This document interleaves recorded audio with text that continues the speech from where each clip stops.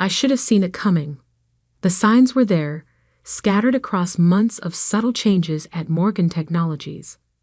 The way Robert Morgan, our CEO, started bringing his son Patrick to executive meetings. The way he'd interrupt my presentations to ask Patrick's opinion, despite his fresh out-of-college status and complete lack of real-world programming experience. But when you're deep in code, building something revolutionary, it's easy to miss the office politics swirling around you. My name is Michael Sullivan, and for the past 3 years, I've been developing a predictive maintenance system that could revolutionize the manufacturing industry. Not just another monitoring system, but an AI-driven platform that could predict equipment failures weeks before they happened, potentially saving companies millions in downtime and repairs. It started as a small project, something I tinkered with during late nights when the office was empty. I'd spent 15 years in industrial automation, watching factories lose millions to unexpected equipment failures. I knew there had to be a better way. "You're onto something big here, Mike," Robert had said 2 years ago when I first showed him the prototype. His eyes had lit up with dollar signs as I demonstrated how the system had predicted a critical failure in our test facility 3 weeks before it happened. "Whatever resources you need, they're yours." And he'd meant it back then. The company poured $2 million into development. I built a team, installed sensors throughout partner facilities, gathered data. We worked endless hours, fueled by coffee and the conviction that we were creating something that mattered. The system evolved beyond my wildest expectations. It didn't just predict failures, it learned, adapted, understood the unique patterns of each facility it monitored. The neural network I designed could detect subtleties that even experienced maintenance engineers missed. "This is impressive work," Patrick had said last month, hovering over my shoulder as I fine-tuned the core algorithm. "But wouldn't it be better if we simplified it? Made it more accessible?" I should have recognized the danger in his words. Patrick, with his fresh MBA and zero programming experience, had been appointed as Project Oversight Director 3 months ago. His suggestions always centered around making things simpler, more marketable, user-friendly, corporate buzzwords that masked his fundamental lack of understanding. "The complexity is what makes it powerful," I tried to explain. "The multi-layered neural network allows for—" Yes, he'd cut me off. "But think about the average user. They don't need all these advanced features. The average user, as if our clients, major manufacturing corporations with billions in equipment, were casual app users looking for a simple interface." Yesterday, everything came to a head. I was preparing for our biggest client presentation yet, a potential $50 million contract with Global Manufacturing Solutions. 3 years of work, countless sleepless nights, all leading to this moment. Then Robert called me into his office. "Mike, take a seat," he said, not looking up from his monitor. Patrick was already there, practically bouncing with barely contained excitement. "We need to discuss the project's direction." I felt a chill despite the warm office air. "The GMS presentation is ready to go," I said.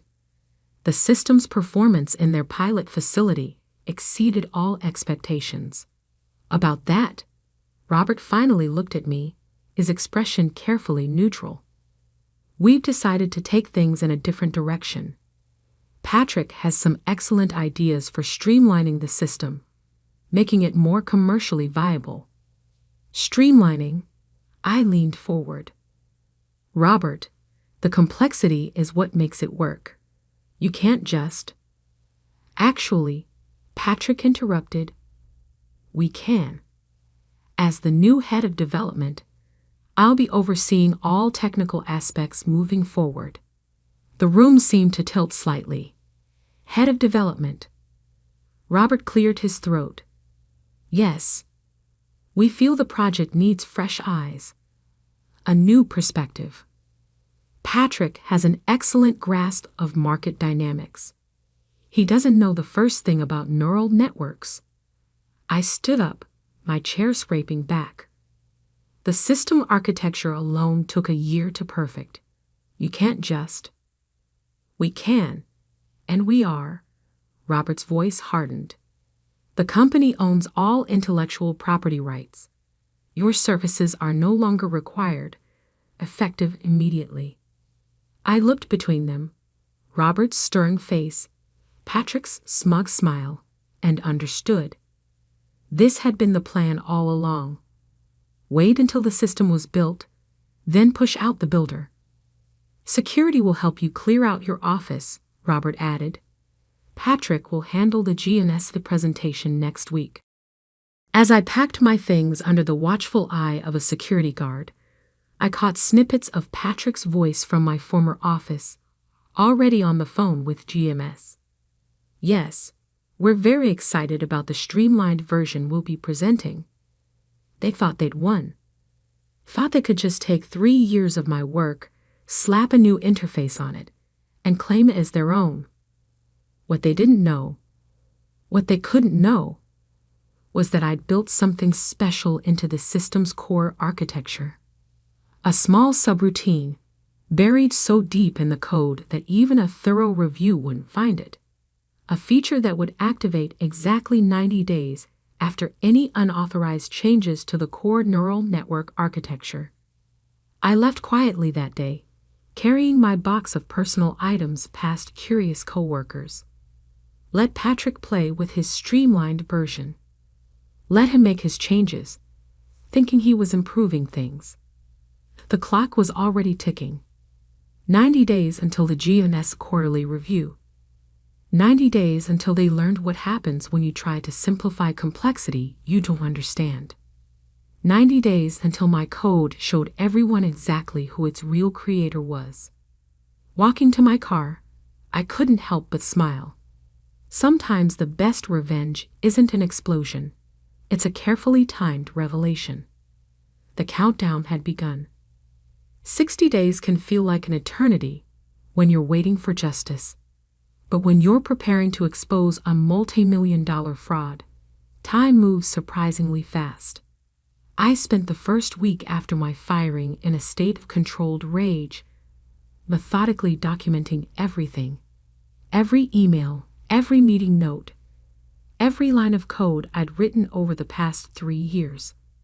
My apartment's spare bedroom transformed into an evidence room. Walls covered with printouts and sticky notes tracking the project's evolution. Then came the message from Diana, my former lead systems analyst. They're breaking it. Mike. Her text read, Patrick's streamlining is destroying the core functionality. The test results are all over the place. I wasn't surprised. The neural network I'd built was like a delicate ecosystem. Change one part without understanding the whole, and everything falls apart. But I needed details. We met at a small coffee shop far from the office. Diana looked nervous, constantly checking over her shoulder as she slid a USB drive across the table. Patrick's ordered a complete simplification of the interface, she said, disgust evident in her voice. He's removing safety checks, bypassing validation protocols. Says they're unnecessarily complex. I picked up the drive, careful to keep my expression neutral. How's the team taking it? Half have resigned already. The ones who stayed. She shook her head. They're documenting everything, just like you asked. But Mike, the GMS presentation. She hesitated. What about it? They're faking the results. Patrick couldn't get the system to produce the predictions they promised, so they're manually entering false data. They're going to demonstrate a completely fabricated version to GNS. Perfect. Exactly what I'd expected them to do. Back home, I reviewed the files Diana had brought. Patrick had done exactly what I'd predicted. Stripped away the complex validation systems, removed the redundancy checks, simplified the neural network architecture to something he could understand and take credit for.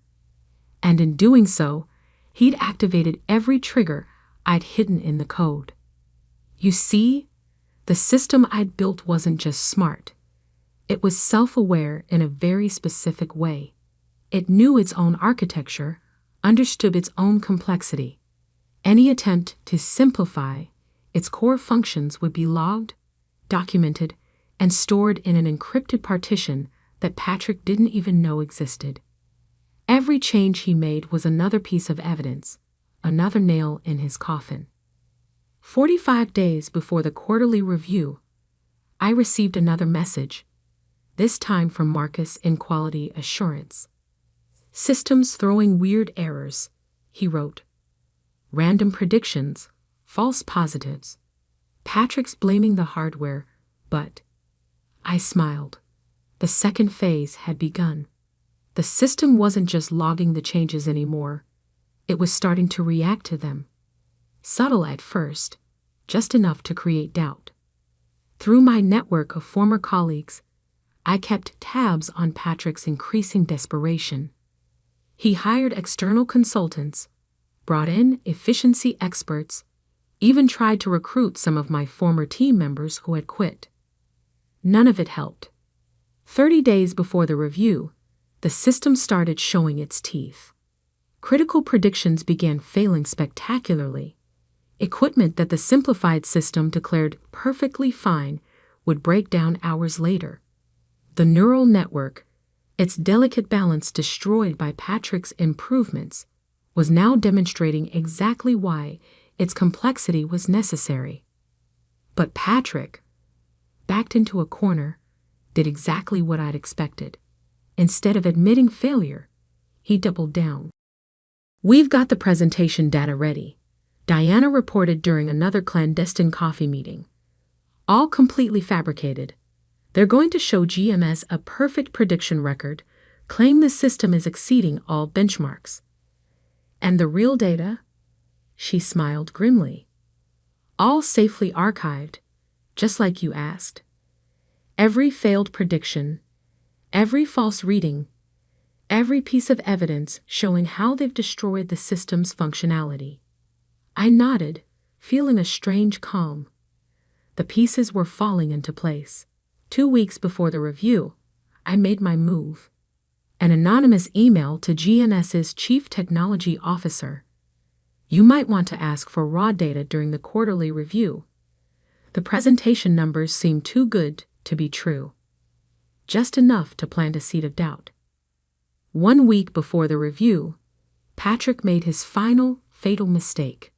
In a desperate attempt to fix the system's increasingly erratic behavior, he ordered a complete override of the core neural network protocols. "He's wiped out the original architecture completely," Diana texted, "replaced it with his streamlined version." And with that, the countdown entered its final phase. The hidden subroutine, dormant until now, had been waiting for exactly this moment. When Patrick erased my original architecture, he unknowingly activated the system's final protocol. In my apartment, I'd pulled up the secure terminal I'd maintained. A single command prompt blinked, waiting. I thought about all the nights I'd spent building this system, the pride I'd felt when it first successfully predicted a critical failure, the betrayal in Robert's eyes when he'd chosen nepotism over merit. I typed a single command, "Initialize protocol revelation." The terminal responded, "Protocol activated. Execution in 7 days." 7 days until the quarterly review. 7 days until Patrick would stand in front of GNSA's executive board, ready to present his simplified version of my work. 7 days until everyone would learn what happens when you try to take credit for someone else's genius. I closed the laptop and poured myself a drink. The system was armed, The trap was set, and all the players were in position. Now it was just a matter of waiting for the curtain to rise on the final act. The day of the GNS Quarterly Review dawned bright and clear. I arrived at Morgan Technology's headquarters at precisely 8:45 a.m., wearing my best suit and carrying a manila envelope. The security guard at the front desk did a double take. "Mr. Sullivan? I thought you." "I have an invitation," I said smoothly, sliding across an email printout. "From GNS's Chief Technology Officer, for the quarterly review presentation." He checked the paper, made a call, then reluctantly handed me a visitor's badge. "They're in the main conference room." I could feel the stares as I walked through the office. Former colleagues quickly looked away, some whispering behind their hands. Through the glass walls of my old office, I caught a glimpse of Patrick in a crisp new suit, frantically reviewing his presentation slides. The main conference room was already filling up. GNS executives in expensive suits mingled with Morgan Technology's management team. Robert Morgan stood at the front, looking confident until he saw me enter. His face went through a fascinating series of emotions: shock, anger, fear, finally settling on forced politeness. "Michael," he said tightly, "this is a private meeting." Actually, a deep voice cut in. I invited him. James Wheeler, GNS's Chief Technology Officer, stepped forward. Given his role in developing the system, I thought his input might be valuable. Robert's forced smile became brittle. "Of course. Though I should mention that Michael is no longer associated with the project." "Yes," Wheeler nodded. "So I've heard. Shall we begin?" I took a seat at the back of the room as Patrick started his presentation. He'd clearly rehearsed extensively, smoothly moving through slides, showing perfect prediction rates, flawless performance metrics, and glowing testimonials. "As you can see," he said, clicking to a particularly dramatic graph, "our streamlined version has achieved a 99.8% accuracy rate in predicting equipment failures." "Impressive," Wheeler commented. "Could we see the raw data behind these results?" Patrick's smile flickered slightly. "Of course, though the technical details might be a bit complex." "Try us," Wheeler said dryly. As Patrick fumbled to pull up the data, I glanced at my watch. 9:27 a.m. Right on schedule. Every screen in the room suddenly went black. "Just a minor technical," Patrick started, but the words died in his throat as the screens came back to life, now showing a very different presentation. "Unauthorized architecture modification detected," announced the system's AI voice, the one Patrick had tried to remove. "Initiating comprehensive system audit." The screens filled with scrolling data, the real data, showing every failed prediction, every error, every simplified component that had compromised the system's integrity. But more importantly, it showed the original architecture, my architecture, and exactly how Patrick's changes had systematically destroyed its functionality. "What is this?" Robert demanded, standing up. "This," I said, speaking for the first time, "is what happens when you try to simplify something you don't understand." The system continued its merciless exposition. Split screens showed Patrick's fabricated results alongside the real performance data. Email threads appeared, documenting his orders to fake results and override safety protocols. "The neural network you tried to simplify," I explained, standing up, "wasn't just a collection of algorithms.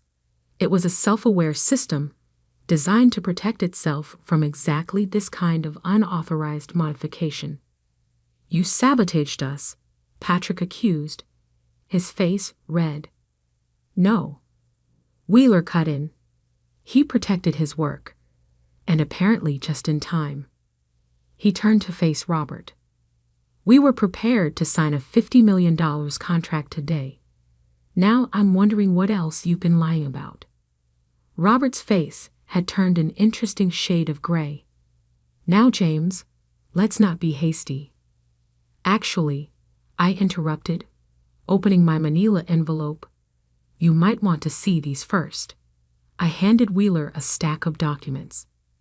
The original system architecture, development logs, and proof of authorship. Also, evidence of how this streamlined version has already failed at 3 test sites, resulting in equipment damage that was covered up. The room erupted in chaos. GMS executives huddled around the documents while Morgan Technology's management team tried desperately to explain. Through it all, the system continued its presentation, methodically exposing every flaw, every lie, every corner cut. Patrick slumped in his chair, his carefully rehearsed confidence shattered. Robert stood frozen, watching 3 years of deception unravel in minutes. Wheeler finally stood up, silencing the room. I think we've seen enough. He turned to me. Mr. Sullivan, would you be interested in discussing your system, the real system, over lunch? GMS is very interested in working with the actual innovator behind this technology. I smiled. I would be honored. I gathered my documents, then paused at the door. Oh, and Patrick, the system's core architecture will fully restore itself in about an hour. Try not to break it again. The next few weeks were a blur of meetings, contracts, and new beginnings. GMS not only signed a deal with my newly formed company, but also invested in expanding the system's capabilities. Several of my former team members, including Diana and Marcus, joined me in the venture. Morgan Technologies? They survived, barely. The scandal of the failed deception and Patrick's tampering cost them several major contracts. Robert took early retirement, and Patrick found himself working in middle management at a small software company, where I hear he's learning the value of thorough documentation. As for me, I learned some valuable lessons about trust, about preparation, and about the importance of building systems that can protect themselves. My new company's core value? Complexity isn't a bug, it's a feature. Sometimes the best revenge isn't about destroying your enemies. It's about building something so robust, so intricate, that it can reveal the truth all on its own. You just have to be patient enough to let the system work. The neural network? It's still running, still predicting, still protecting itself. And every now and then, when I'm reviewing its code late at night, I swear I can feel it humming with satisfaction, like a watchdog that successfully protected its home. Because in the end, good code, like good karma, always finds its way home. 3 months after the GNS presentation, I received an unexpected email from Robert Morgan. Short, just 2 lines. You built it better than I understood. I'm sorry we didn't see that sooner. I never replied. Some revelations speak for themselves. Sitting in my new office, overlooking the city, I often think about those 90 days of waiting, about the satisfaction of watching a carefully laid plan unfold exactly as designed. But mostly, I think about the lesson at the heart of it all. In the world of code, as in life, true complexity can't be simplified without consequences. Every system, every person, has layers of intricacy that make them what they are.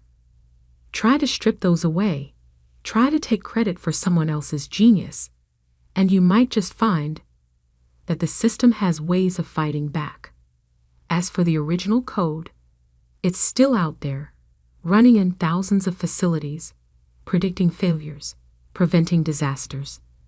Each installation carries a small signature, buried deep in its core. Complexity is not a bug. It's the feature that keeps us honest. Patrick never did figure out how to read that part of the code. But then again, he never really understood what he was trying to simplify in the first place. Some things, after all, are better left complex.